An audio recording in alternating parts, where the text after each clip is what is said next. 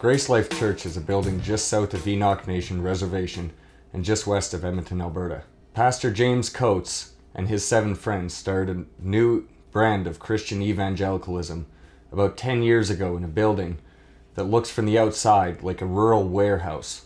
What is it, 7 or 8 men? Biblically qualified men.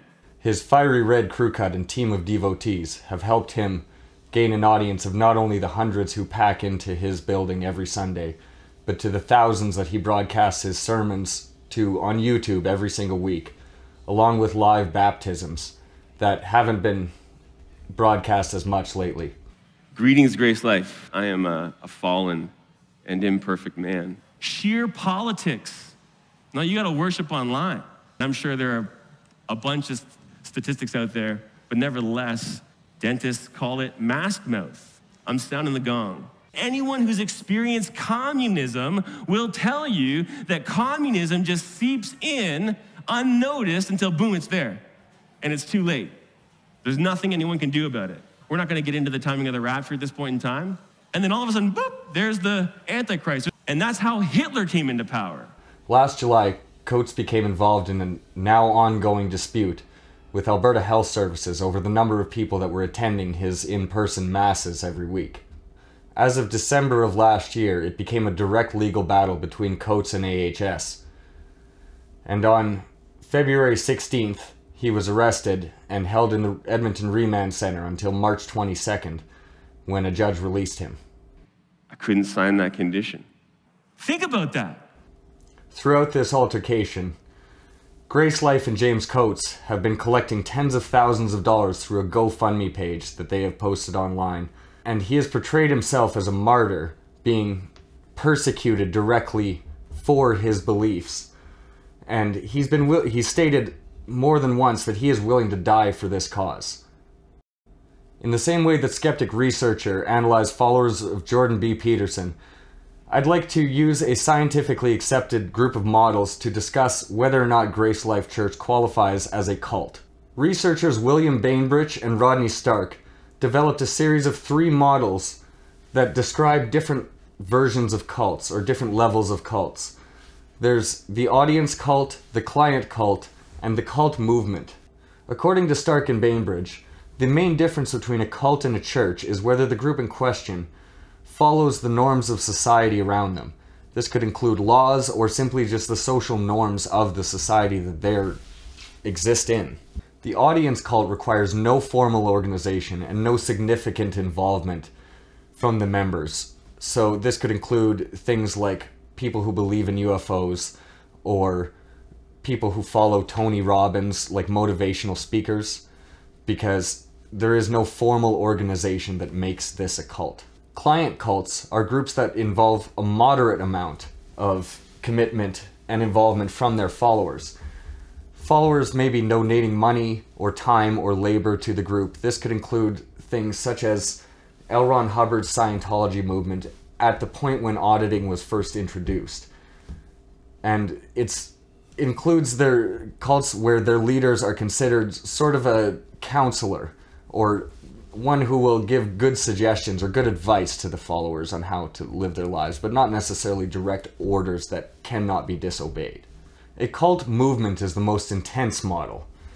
This includes groups whose followers satisfy all their worldly needs through the cult and the existence of the cult.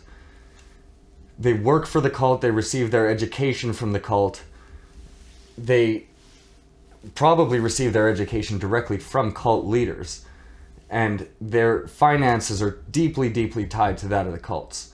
And Stark and Bainbridge also define a cult movement as being a devious religious organization with traditional beliefs and practices. As our first analysis of Gracelife, we'll look at how Gracelife Church fits into each of these 3 different Stark and Bainbridge models and see which it best fits into. And the rest is history, So as I stated earlier, Gracelife broadcasts not only their sermons, but also their members' baptisms online on YouTube. Now this has, again, slowed recently, could be due to the obvious controversy going on with them, but they do still broadcast the sermons weekly, as well as numerous announcements on ongoing developments with the church itself. Therefore, for some members of Gracelife Church, it will fit into the category of an audience cult at best, because they're only watching the sermons on YouTube and they're not donating any money or any physical time or effort into the church itself. More could be said, I'm sure. However, Coates has made numerous statements telling his followers that they better be ready to kiss the world goodbye. You got to be ready to kiss this world goodbye. You need to make sure that you are settled up with God. It is time to make sure that you are ready to meet God. It's time to get ready. It's time to be weaned from the comforts of this world. In favor of maintaining loyalty and devotion to the weekly warehouse services. He's also stated more than once that while some members may be content only watching the online broadcast, only the true and deepest devotees are the ones who come to his in-person masses or attend some other in-person service or mass. Sorry, I grew up Catholic, so I tend to use the word mass, but service in person at least once a week. So then what's necessary for the gathering? That the full body of Christ, with its elders and deacons, come together for corporate worship.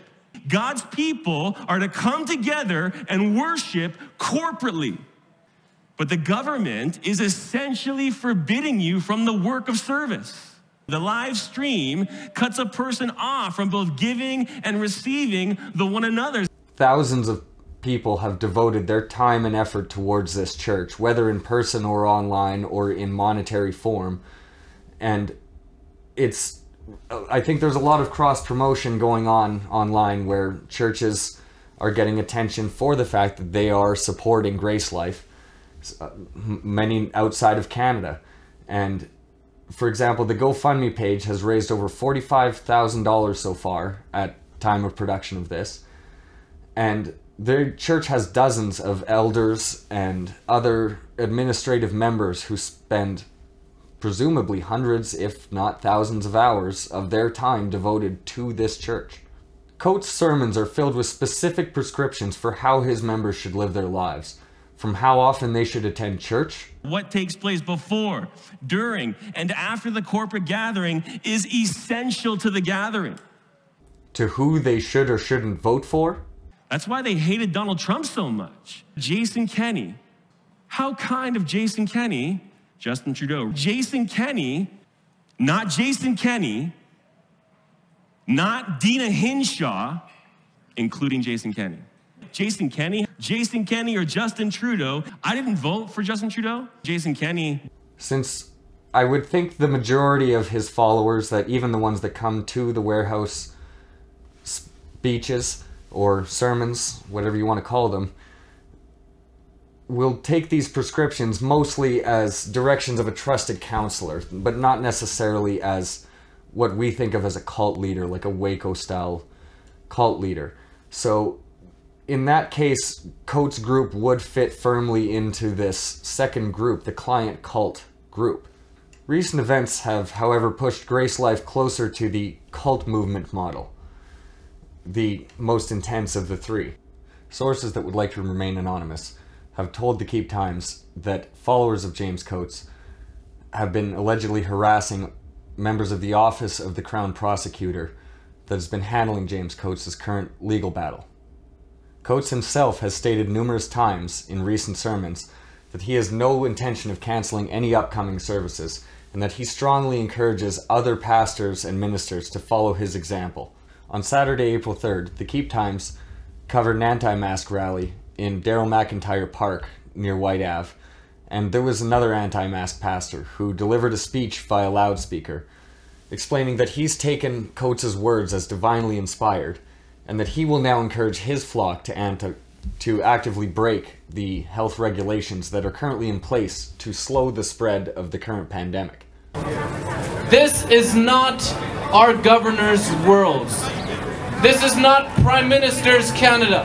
This is not Justin Trudeau's Canada. This is not Bill Gates' world. This is my father's world.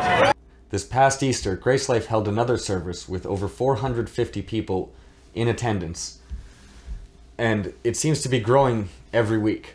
While Gracelife has not reached the level of the Branch Davidians or Scientologists, where devotees live on the church compounds and arm themselves against government resistance, or against government intervention for that matter, the press is not allowed on Gracelife Church property, and Gracelife has to refuse so much as meet virtually with members or representatives from AHS. If this alleged harassment continues or goes further, this would firmly, I think, in my opinion at least, put Gracelife into Stark and Bainbridge's cult movement model, the most intense again. And they already fit in that model in a way, since they are what I would consider a deviant religious organization, and they believe they have what they call traditional beliefs and practices. Some might contend that Gracelife is obviously contributing to the health crisis that currently plagues Alberta and the rest of the world. Coates routinely denies the effectiveness of coronavirus tests, so it's hard to believe that there would be any workable numbers to tell whether or not his followers have been spreading the virus or not. Now, why do I say supposedly? Because of the test they're using. It's a PCR test, prone to false positives. It's estimated that anywhere from 50 to 90% of positive COVID cases are actually false positives. That's why they're pushing tests and testing. That's why it's such a great virtue that a government is doing so much testing, because it's guaranteed that if you test, you're gonna get positive cases. And if you can increase the number of cases, then you can put fear in the people that they're gonna get COVID-19 and die. You know what would make COVID-19 go away? Just stop testing. Just stop testing. Gracelife Church, and specifically James Coates and his sermons, have left many of his followers in a self-contradictory web of nonsense, where their only options philosophically seem to be either to continue to break provincial health laws or to burn in hell for not doing so. You will suffer under the full, unadulterated, unhindered, righteous indignation of God for all of eternity. The only way of escape, the only way out, is to turn from your sin and look to Jesus Christ. During the development of this piece, there were a few updates regarding Gracelife Church as well. On April 7th, AHS showed up with a bunch of vehicles and the company Fast Fence, and they put a chain link fence all the way around the church, so now it's no longer accessible from the followers, or to the followers. And last time I was out there, I saw that there were a bunch of vehicles, AHS, I assume vehicles, parked in front of all of the front and side entrances to the building, I assume to block the entrances from being accessible. And interestingly, a member of a church in Montana who has been avidly blogging about this whole situation has put out a blog just yesterday comparing the company Fast Fence to Nazis who were contracted to build gas chambers to burn Jews in World War II, which is utterly insane. But it shows you the level of online discourse that's going on about this topic currently. This coming Sunday, the Gracelife crew has indicated that they may hold a service in the field adjacent to their currently unavailable building. Sources have told us that upon hearing that AHS had locked down the church, numerous white nationalists from around the province, as far down as Calgary, planned to come up this Sunday to the site of the Gracelife Church to rally against the fact that they can't hold a service in the building. But now this development has come out that there may in fact be a service adjacent to the building outside, and I'm yet to hear how the white nationalists that had planned on rallying here have reacted to that fact. We've also found out from numerous sources that a left-wing group plans on holding a sit-in across the highway from the service that will occur presumably this Sunday.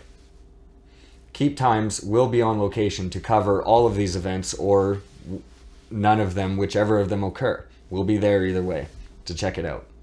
Stay tuned for more coverage of this Gracelife story.